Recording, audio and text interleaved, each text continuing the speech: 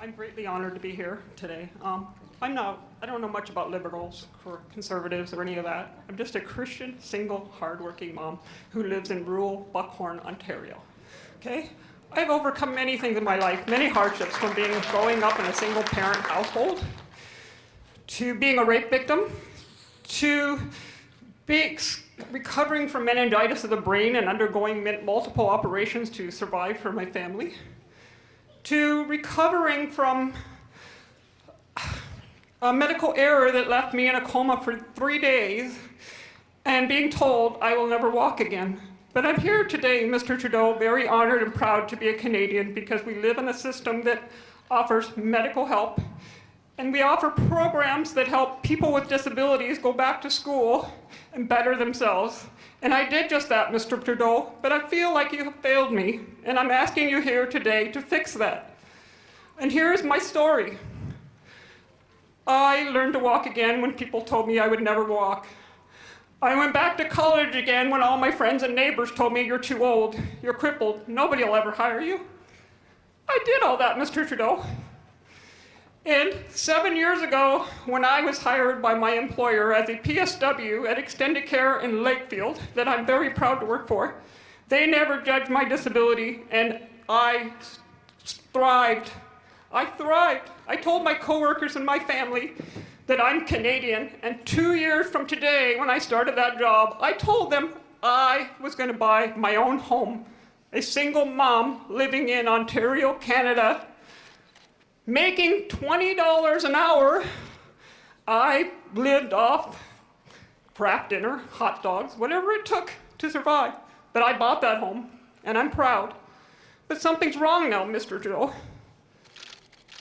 My heat and hydro now cost me more than my mortgage. I now not only work 75 hours a week, I stay and work 15 hours a day, just so I don't lose my home. My hydro bill, I want to share with you. A single family home, one person who works hard with a brace up to her leg, partially paralyzed every single day. I put that brace on, and I'm proud to be Canadian. But something's wrong with our system, and I have faith in you and God that you're going to work hard to fix it. How do you explain to a woman how she's supposed to pay a hydro bill $1,085? And I did it. I've done it. I've done it for the last year. I lived without hydro for 5 days after paying a $680 bill. They showed up one day. I came home from work in the hottest day of our last summer to go 5 days in the heat. I have epilepsy, a disability. I called and I begged our hydro company. They wouldn't do nothing. 5 days I lived in that heat. I'm asking you, Mr. Trudeau, and here is my question today. How do you justify to a mother of 4 children, 3 grandchildren, physical disabilities, and working up to 15 hours a day, how is it justified for you to ask me to pay a carbon tax when I only have $65 left of my paycheck every 2 weeks to feed my family? I'm asking you to fix our hydro system. I'm asking you to fix Canada. I'm asking you, Mr. Trudeau. I know we need HST. I know we need taxes to fix roads. I know we are a country that welcomes people from everywhere. I'm putting my faith in God and you that you're going to make our country a place that we can prosper again, that I don't have to wake up tomorrow and worry whether I'm thriving or I'm surviving. I don't have to go to work and eat instant oatmeal for lunch and live off Campbell's soup. I make almost $50,000 a year, Mr. Trudeau, and I'm living in energy poverty. Please tell me, how are you going to fix that for me and all of us in rural Ontario?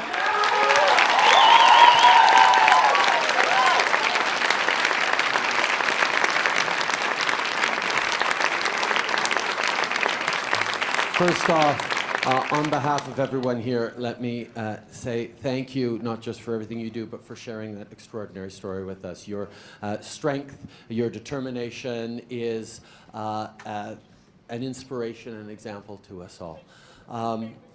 We are a country in which anyone with a quarter of your strength, of your drive, should be thriving and focused on how are you going to spoil your grandchildren with all your energy, as opposed to how are you going to get through the week or the day. A lot of different elements come into your question. A number of them are provincial. Hydro bills are provincial, but as you point out, the federal government's decision to put a price on carbon is something that we have moved forward with, and it's one that is causing consternation amongst a broad range of people, and I understand, because carbon and carbon emissions and carbon is part of everything we do, whether it's heating our homes or getting back and forth from work, or in the products we buy. How do you justify a person who's barely surviving having to pay for infrastructure for public transit in Toronto who lives in the country? Yeah, I entirely agree. How do you justify making money to provide for rebates for people to buy $150,000 electric cars when most of us can even afford a $20,000 car? Indeed, It indeed. has to be done. We need to realize that we are in a time of transition right now. That the world is moving off of fossil fuels, and that's a good thing, and it's an important thing, because, quite frankly, the extreme weather events that are coming are going to be incredibly expensive, and not just for our communities, but for our agriculture, for people in the north, people right across the country. We are facing a challenge where we have to change behaviors, and it is important that those changes happen in a way that doesn't penalize our most vulnerable, that doesn't make it more difficult for families who are already stretched thin to succeed. And that's one of the reasons why what we're doing with the putting a price on carbon is we are leaving it up to the provinces to determine whether a carbon tax or a levy or a cap and trade system is right for them. And on the other hand, we are not taking any money outside of the jurisdictions that pay those carbon taxes. So it will be up to the government of Ontario to ensure that you are not penalized, that folks like you don't. I paid out over $200 a month in January already in their carbon tax. We haven't brought in any carbon tax yet, ma'am.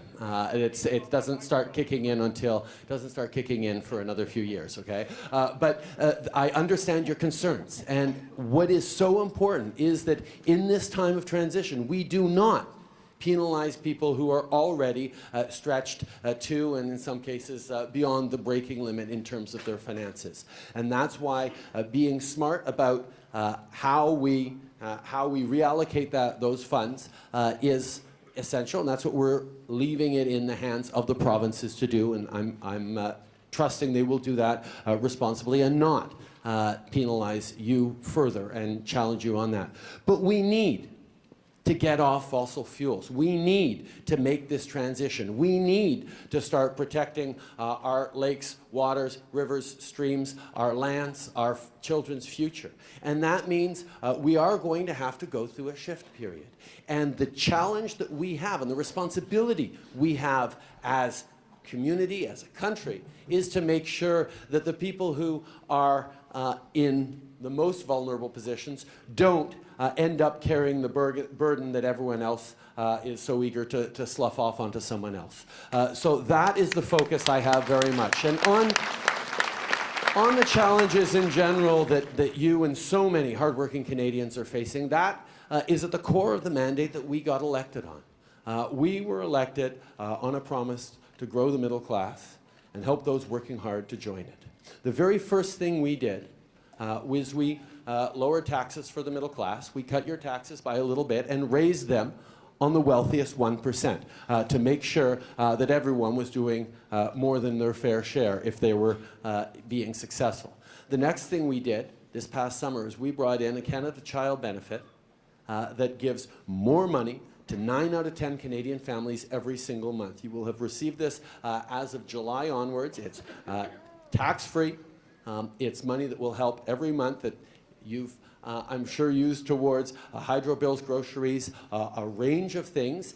It's not the ultimate solution, but it makes a big difference in an awful lot of Canadians' families. And the reason we were able to do more for the families that need it is we stopped sending child benefit checks to the wealthiest families, because, again, we need to focus our help on the people who need the help.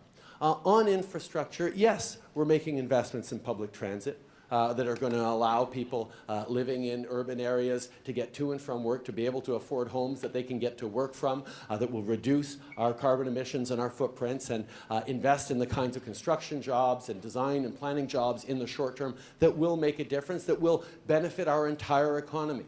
But we're also investing in roads and bridges and agricultural issues and green infrastructure and housing, rural housing, social housing, that is going to make a difference right across the country. We are facing a big challenge. We are facing a lot of big challenges. But the focus that we are taking is on making sure that as we face down these challenges, as we build greater opportunities for you, for your kids, for your grandkids, that we are being thoughtful about listening to your concerns and not making sure that we're making it harder for you, because as you've shown very, very well, you are going full out, and the government should be helping you, not hurting you. Thank you very much for sharing. Thank you.